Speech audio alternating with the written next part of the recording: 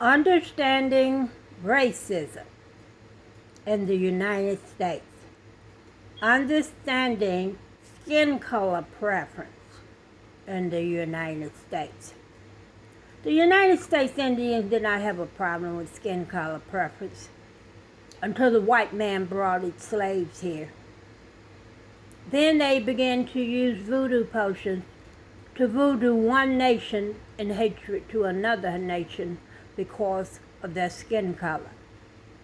United States Indian skin color was developed on what region of the United States they lived in, and the long hours in the summer sun on work days.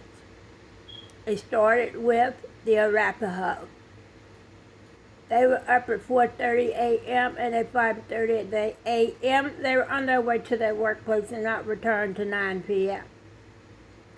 580 years passed and their skin color changed from being in the sun. However, among United States Indians, it's not as those of slave descent and those came on the ship. This is November 2021. They have spent over 2,420 years in the cotton fields and bondage of slavery. And yet they claim social preference one to the other when they both are penniless on the basis of their skin color. In the northern United States, beginning at the Mason-Dixon line north, they have what we term half-breeds, a white mom, a black dad, or a white dad or a black mom. But they're all destitute on public aid. If it was not for the food stamp EBT SNAP benefits, they would be unable to feed themselves because they are unemployed.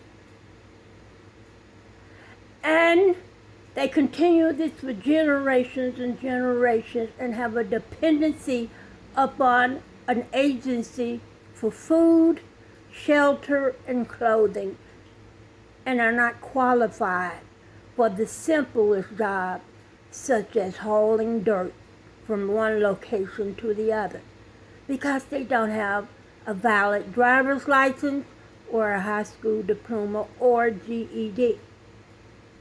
This is basically causing an economic effect.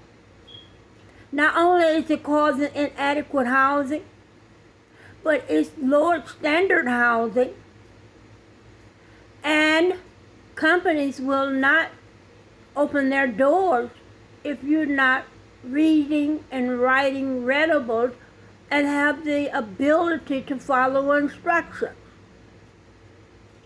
And many of them don't. Whereas they locate in states and countries where they can get lower wage and they can find qualified employers. But their wages is not really low. It's on standards for their country compared to the United States. Whereas minimum wage in the United States is $7.25, there it might be $2.75. But that's their national standard. However, they're qualified because they can read and write in their language. And many United States citizens cannot do that in their language. This is the terrible reason for economic effect. I'm able to speak of that. My stepdad is white, but I'm brown because I was born on the reservation.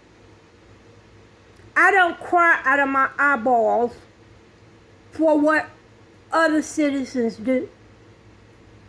When my dad married my mom, my stepdad married my mom in 1962. I was 13 months old. They came into the union with over $6.4 million. I